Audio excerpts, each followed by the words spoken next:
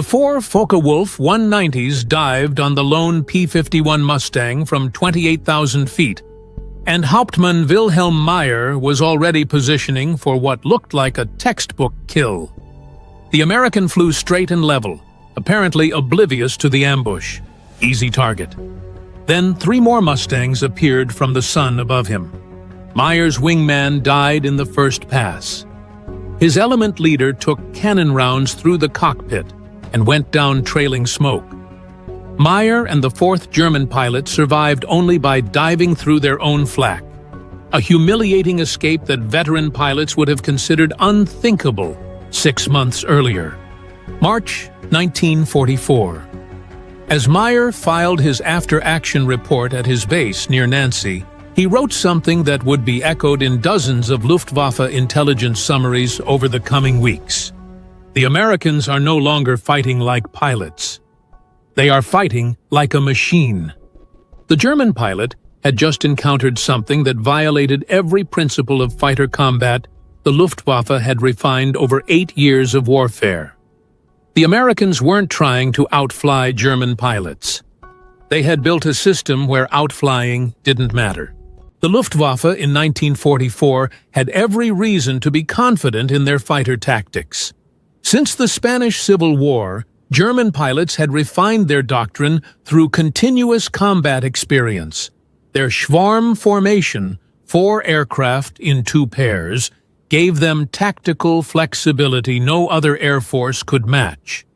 More importantly, they had the aces to prove it worked. Erich Hartmann, 352 kills. Gerhard Barkhorn, 301 kills. Günther Röhl, 275 kills.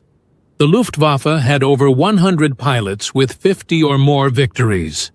American top aces rarely exceeded 40 kills. The numbers seem to validate German fighter doctrine. Train pilots to be individually superior. Give them freedom to maneuver. Let their skill decide the fight. German fighter training in the early war years took about 13 months and emphasized aerobatic mastery, energy management, and deflection shooting. The goal was creating pilots with what Germans called fingertip feeling, the instinctive understanding that separated competent pilots from lethal ones. Every German fighter pilot was trained to be an ace.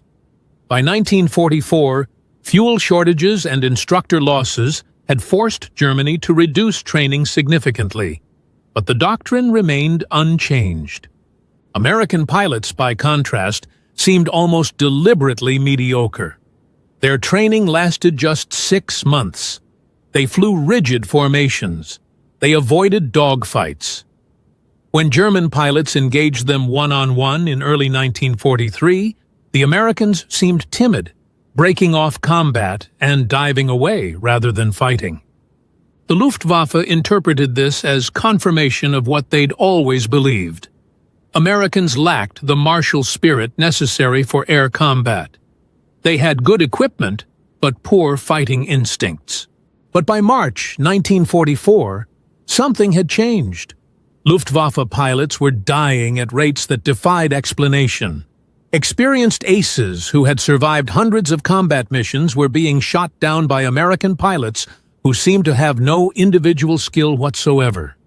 The Americans had stopped trying to dogfight. Instead, they had implemented something the Luftwaffe intelligence called mutual support doctrine, a tactical system so simple it seemed stupid, yet so effective it was killing Germany's best pilots. The American system worked like this. 4 fighters flew in pairs. The lead pilot's job was to attack. The wingman's only job was to protect the lead. Not to get kills, not to maneuver independently, just to stay in position and shoot anyone who threatened his leader. When German pilots attacked lone American fighters, situations that should have been easy kills, they found themselves being attacked from positions they hadn't expected, by pilots they hadn't seen, executing coordinated maneuvers that left no room for individual initiative to matter. The contrast revealed fundamentally different philosophies of warfare. German doctrine asked, "How do we create the best individual fighter pilot?" American doctrine asked, "How do we make average pilots effective in combat?" Germany's answer required 18 months of training, natural talent, and combat experience to develop. America's answer could be taught in 3 weeks. Stay with your leader. Watch his 6 o'clock. Shoot anyone who gets on his tail. Don't chase kills. Luftwaffe aces found the American approach almost offensive. Individual skill meant nothing in this system.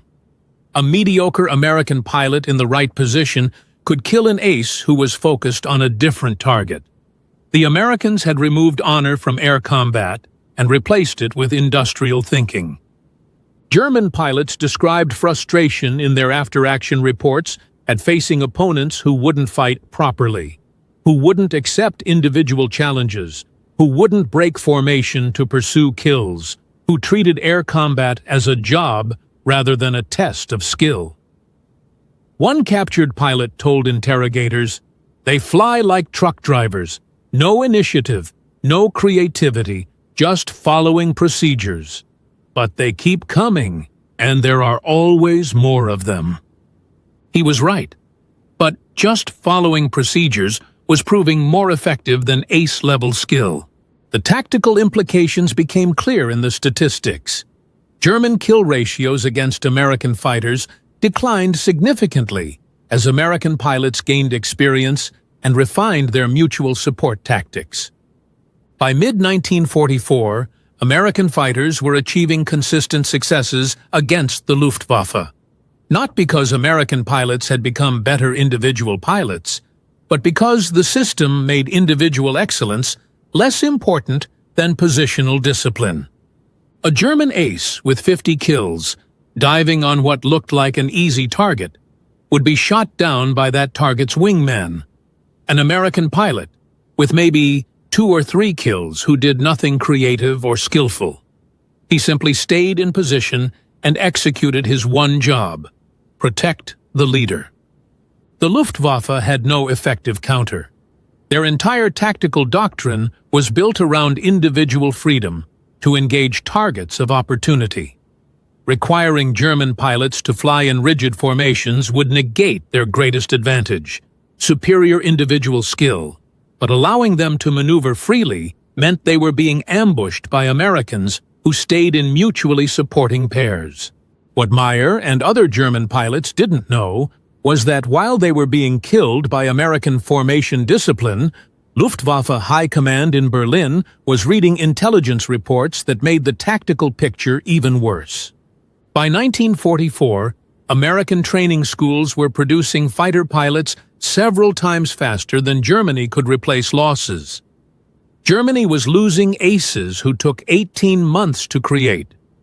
America was losing pilots who took 6 months to train, and replacing them faster than the Luftwaffe could shoot them down. German fighter training: create irreplaceable experts who win through individual skill. American fighter training: create replaceable components who win through system discipline. The side that needed aces was losing them. The side that made aces unnecessary kept sending more. By 1944, Luftwaffe leadership recognized they faced not just American pilots, but an industrial training system, replacement system, and tactical doctrine that treated pilots as interchangeable parts in a larger machine. And you can't shoot down a production system that produces pilots faster than you can kill them. By April 1944, the Luftwaffe was issuing emergency directives. Avoid combat with American fighters unless absolutely necessary. Focus on the bombers. Don't chase individual victories. German pilots developed bitter respect for American tactics, even as they resented them. Captured Luftwaffe after-action reports describe frustration at facing opponents who refused to fight properly, who wouldn't accept individual challenges, who wouldn't break formation to pursue kills, who treated air combat as a job rather than a test of skill. The The comparison to industrial workers was more accurate than they knew. America had approached fighter tactics the same way it approached truck production. Design a system that works with ordinary people, make the system reproducible, train people quickly to execute the system, and produce enough people that losses don't matter. By summer 1944, the Luftwaffe had effectively lost air superiority over Western Europe. Not because American pilots were better. Individual German aces still achieved higher kill counts when they survived long enough, but because American tactics made individual ace-level skill increasingly irrelevant. A German pilot with 100 kills could be shot down by an American pilot with 3 kills if that American pilot stayed in position and executed his wingman duties. The mathematics were brutal. Germany couldn't replace skilled pilots fast enough. America didn't need to. Their system worked with average pilots, and they had unlimited average pilots. The Luftwaffe's response to D-Day illustrated the collapse. On June 6, 1944, Allied forces flew 14,674 operational sorties over Normandy against 319 Luftwaffe sorties. German fighters that did take off were instructed to avoid American fighters entirely and focus only on ground attack missions where they wouldn't face coordinated fighter opposition. The tactical revolution America implemented in 1943 to 1944 didn't just win air superiority, it redefined what air superiority meant. Germany had built their fighter force around the idea that superior pilots flying superior tactics would compensate for numerical disadvantage. America proved that systematic tactics executed by adequate pilots would defeat individual excellence if you had enough adequate pilots. 3 months after Meyer's encounter with the P-51 trap, Luftwaffe High Command held an emergency conference reviewing fighter tactics and losses. Internal assessments, captured after the war, showed German leadership understood they faced numerical disadvantages that negated tactical superiority. The recommendation was to adopt defensive posture to preserve experienced pilots. The recommendation came too late. By then, the Luftwaffe had lost air superiority, lost the ability to defend German cities, and lost the strategic initiative. Not because they lacked skilled pilots, but because skill alone couldn't overcome a system designed to make skill less important than teamwork, discipline, and numbers. Today, every air force in the world flies some version of the tactical system America developed in 1943. The basic building block is still the element: 2 aircraft, 1 leader, and 1 wingman, with the wingman's primary job being protection rather than kills. Flight leads are still taught to trust their wingman to watch their blind spots.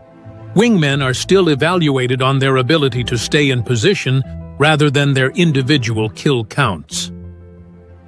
The Luftwaffe's emphasis on individual ace development has been relegated to historical study, remembered as tactically impressive but strategically obsolete. Because what America understood in 1944 remains true today. Wars aren't won by the side with the best individual warriors. They're won by the side that builds the best system and produces enough people to execute it. The German aces were legends. Individually, more skilled, more experienced, more lethal than their American opponents. But they were fighting a system that had industrialized survival, made teamwork more valuable than skill, and produced replaceable pilots faster than Germany could kill them.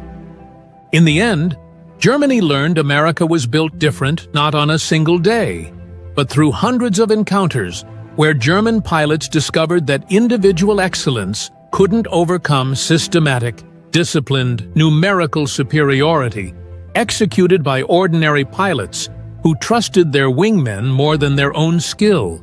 The side that created aces lost to the side that made aces unnecessary. That lesson remains the foundation of fighter tactics 80 years later.